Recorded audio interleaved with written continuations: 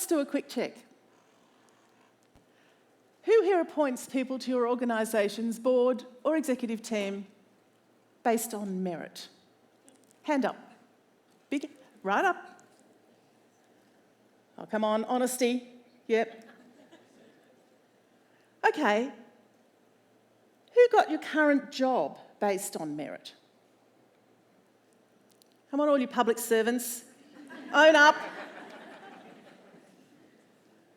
Okay. Oh, someone said, I hope so. Great. Excellent. So let's see how we can stop appointing on merit. How would you feel if I told you that merit is part of the problem, not the solution? Merit is getting in the way of diversity. I've been on a journey of discovery over the last few years, trying to work out why there are such low numbers of disabled people in positions of leadership. When I was awarded a Westpac Social Change Fellowship, I decided to use it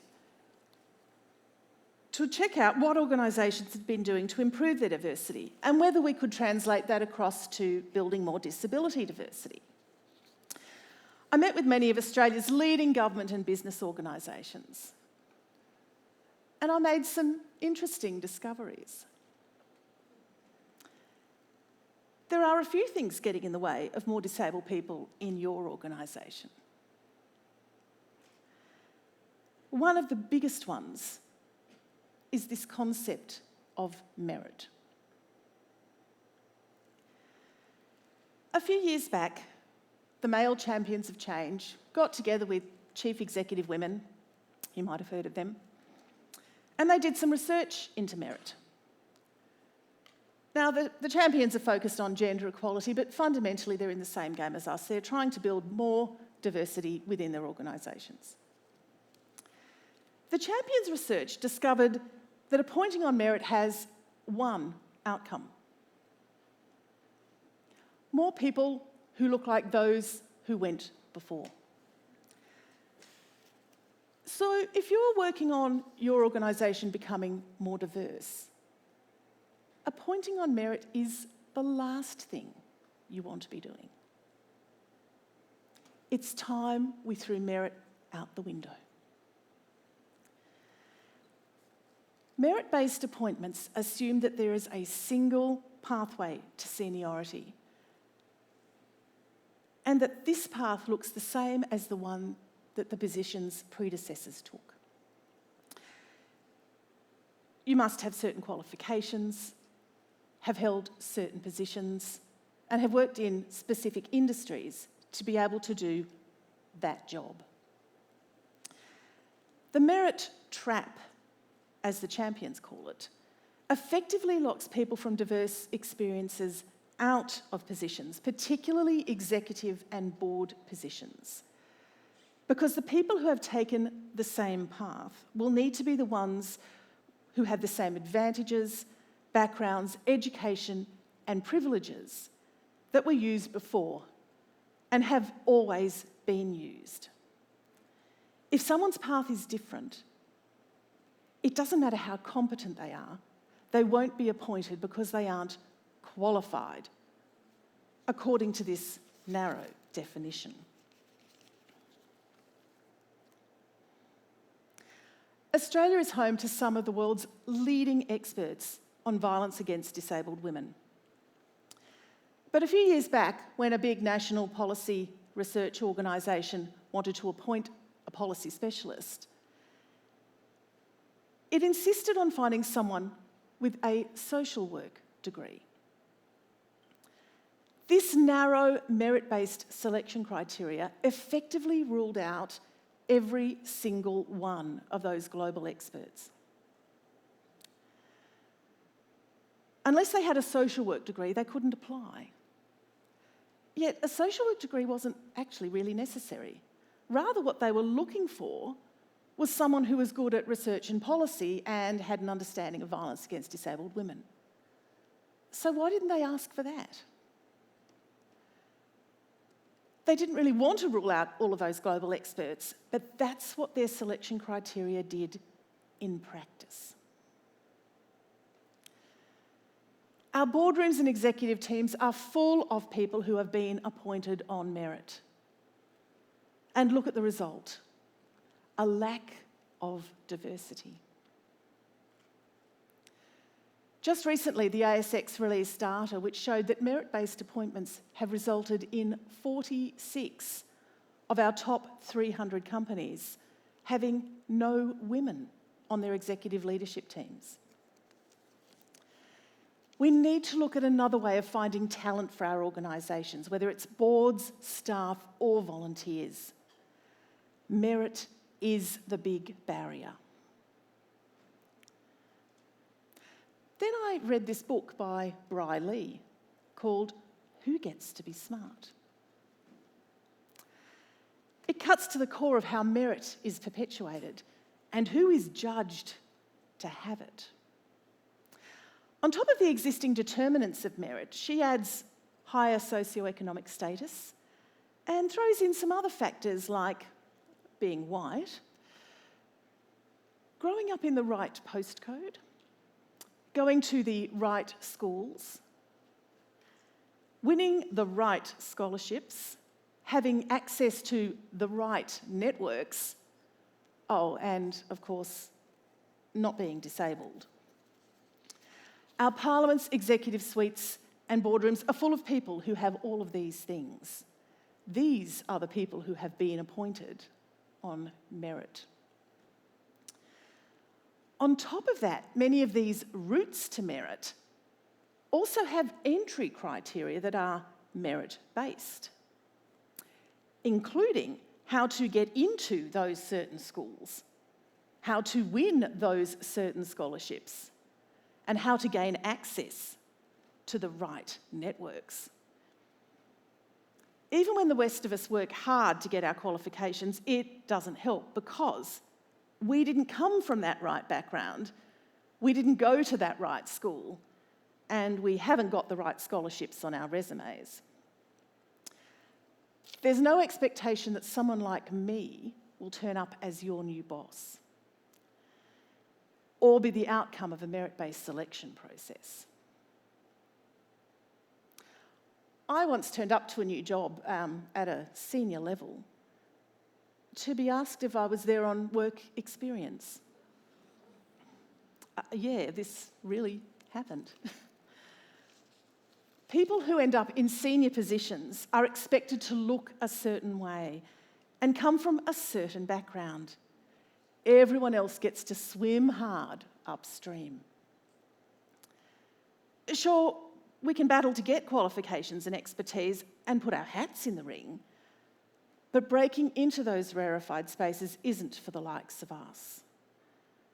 The people who are there are born into it, and the pathways to entry are narrow. Think about the dynastic flavour of many of our most prominent business leaders and politicians. And for those few who do somehow gain entry, we must assimilate. We must become like those who have already been there before us. Diversity isn't really welcome, it's just ticking a box. This is how we've ended up with only 4 openly disabled parliamentarians across Australia's 9 parliaments and only 5 openly disabled SES in the Commonwealth Public Service. It seems that merit is actually about perpetuating the status quo.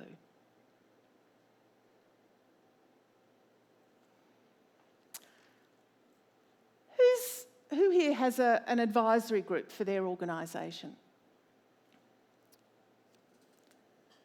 Slightly fewer than admit to merit, yeah, great.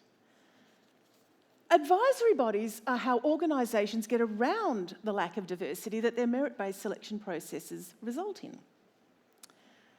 Advisory bodies sit in the room next door to where the decisions actually get made. They're an attempt to bring the missing disabled voices into the board and executive rooms, but they do it at arm's length. There's no real evidence that advisory bodies are listened to or that they make any difference at all to how an organisation is run. More critically, they rely on a connecting person back to the decision makers. And often their advice is ignored if it's inconvenient. Let me tell you about my friend Sue, who was appointed to the advisory group for the NDIS. Heard of them? Sue was a highly experienced board operative who sat on numerous national and international boards and a university council. But when it came time to having Sue at the NDIS, they shoved her in the room next door, the advisory group. Why? Because appointments at the NDIS are merit-based. Which means historically there have been almost no disabled people on the board, and there are still none on the executive leadership team. It's not that there are not competent people to appoint, it's that the process is designed to specifically exclude us.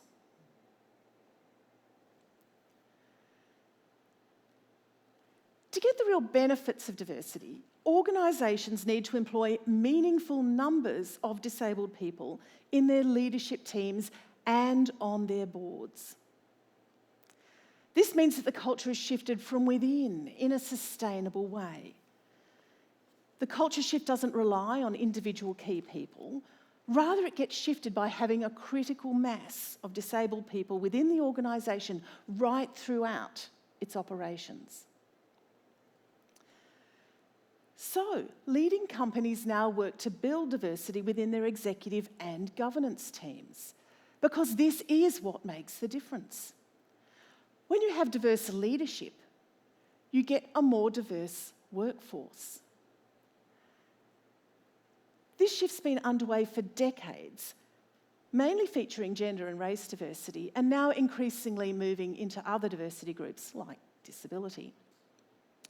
What these organisations have done is thrown merit out the window and started to appoint based on competence to do the job.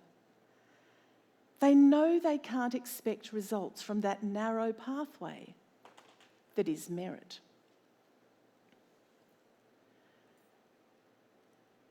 It's long been established that having women in boardrooms and executive offices is good for business. Yet, curiously, there's not a similar understanding that the same strategies are required for other diversity groups, like disabled people. There remains an assumption that disabled people can be spoken for and at, that having us inside isn't necessary. This thinking was abandoned decades ago in relation to women, yet it persists in relation to disabled people. The lack of disabled people on the inside resulted in the first Australian government pandemic plan not mentioning disability once, despite disabled people being a key vulnerability group. When diverse voices are embedded within an organisation, it provides an extra layer of engagement with relevant communities. And through that, we get more effective and sustainable outcomes. There's a truckload of evidence telling us that diversity is good for bottom lines, for problem solving and innovation, and for sustainability. Abandoning advisory groups in favour of having diverse people inside day-to-day operations provides for a long-term sustainable culture shift that everybody's looking for. Disability in your organisation is not about ticking a box. It's about improving your organisation's overall decision-making and health. It's about going outside your regular networks to those that you don't normally engage with. It's about stepping outside your comfort zone. Diversity is not assimilation. There's no point finding diverse people and then expecting them to think and act as you do. You want to be taken outside your comfort zone. You might hear perspectives that make you fidget, but this is exactly what you want. It doesn't matter how awkward it makes you feel. This is what takes us towards innovation and more effective decision-making. So next time someone like me turns up new at your workplace, don't assume they're there on work experience. Assume they're an expert and that they're there because they're competent and capable. Assume that they'll end up as your boss one day. Assume that they'll change how you do your work. Somehow we're welded to this concept of merit, yet it isn't producing the results. It's acting as a significant barrier to diversity. We're not getting the best person for the job, someone who is competent and capable. We're getting someone who looks like the person who held the position before. Everyone here with us today can make a difference. Every time you're in a decision-making room, whether it's the cabinet, a boardroom, or the executive suite, ask yourself, where are the disabled people, the disability leaders? Are they in there with you making decisions? If not, why not? Advisory bodies wouldn't be required if disabled people were in the decision-making rooms. Yet we still end up in the room next door, advising governments and organisations rather than sitting in the rooms making the key decisions with them. Everyone here has the power to make this happen. We won't get diversity if we keep appointing on merit. It's time to throw merit out the window.